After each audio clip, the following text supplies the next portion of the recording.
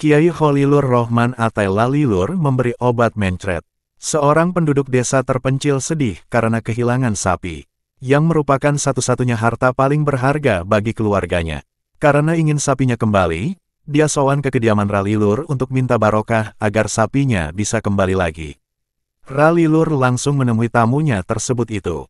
Padahal, tamu yang silaturahmi ke Ralilur, biasanya baru bisa ketemu minimal setelah 3 kali silaturahmi. Tapi, kali ini aneh. Ralilur malah dengan senang hati membantu orang yang malang itu. Warga yang kehilangan seekor sapi itu diberi pil mencret atau murus. Tentu saja orang itu bingung dan dongkol.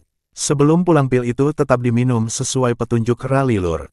Meski demikian ia tetap saja pikirannya tak bisa menerima. Di tengah perjalanan menuju rumahnya, tiba-tiba perutnya mules. Orang malang tersebut pergi ke sungai untuk membuang hajat. Ajaib! Orang itu melihat beberapa ekor sapi ditambatkan di semak-semak di sekitar sungai itu. Ketika diperiksa, salah satu sapi yang ditambatkan itu adalah miliknya. Ia girang bukan main, namun di balik kegirangan itu ia juga merasa berdosa.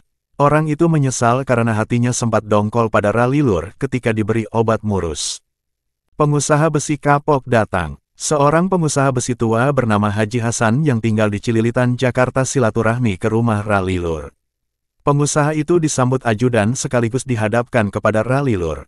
Hasan lantas menceritakan masalahnya. Ralilur mendengar semua cerita Hasan.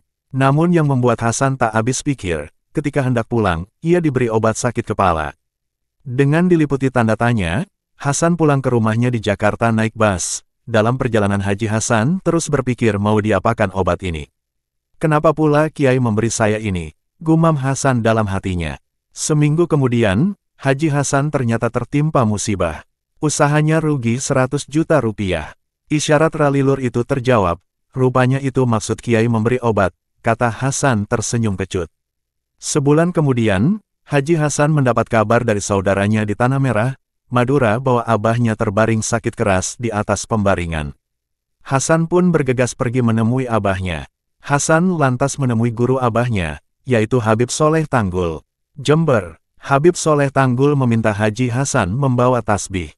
Tasbih itu, selain untuk wirid juga sangat manjur untuk mengobati orang sakit. Sesuai dengan pesan guru, tasbih itu dicelupkan ke dalam segelas air. Selanjutnya, air bekas celupan itu diminumkan kepada orang yang sakit. Semula, penyakit itu memang berkurang. Badan abahnya sedikit enakan, tapi itu tidak berlangsung lama.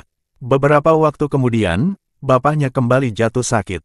Haji Hasan pun segera beranjak pergi meminta doa kepada Ralilur. Yang tak membuat Haji Hasan heran lagi, ketika Ralilur memberinya kapas berikut minyak telon. Itu diberikan ketika Haji Hasan hendak pulang. Seperti sebelumnya, dalam perjalanan menuju rumah orang tuanya di Tanah Merah, hati Haji Hasan diliputi tanda tanya yang hebat. Begitu tiba di rumah abahnya, ia mendapati banyak orang menangisi kepergian orang tua lelakinya itu. Rupanya, kapas dan minyak telon itu, sebagai perlambang bahwa penyakit orang tuanya tak dapat disembuhkan. Kapok sudah saya bertemu Ralilur, kata Haji Hasan setengah menggerutu.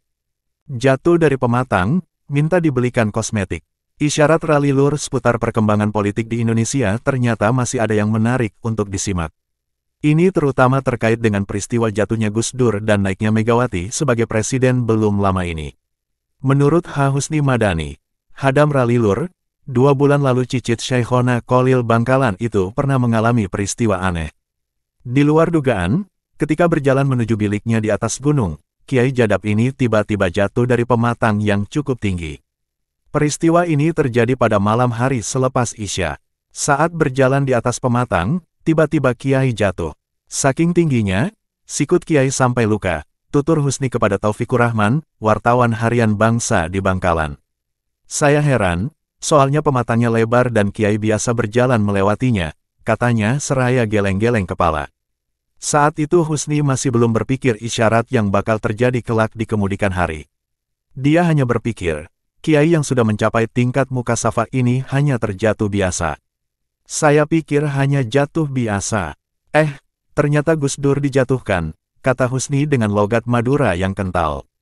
Begitu juga naiknya Megawati sebagai presiden. Peristiwa Mega jadi presiden tak luput dari isyarat aneh Ralilur.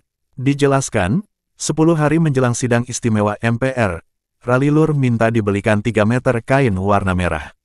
Dan keinginan itu pun langsung diiyakan Ha Husni. Keesokan harinya, Ralilur kembali meminta ajudan kepercayaannya itu untuk membeli perlengkapan kosmetik. Ralilur berpesan agar semua kebutuhan kosmetik wanita dibeli lengkap dan dibungkus rapi. Pokoknya, keinginan Kiai saya ibaratkan seseorang yang hendak melamar seorang wanita. Saat itu saya hanya berpikir Kiai punya niat untuk meminangkan salah satu putri saya dengan seorang lelaki pilihan Kiai, tukasnya. Ternyata sidang istimewa memutuskan Megawati sebagai presiden menggantikan Gus Dur.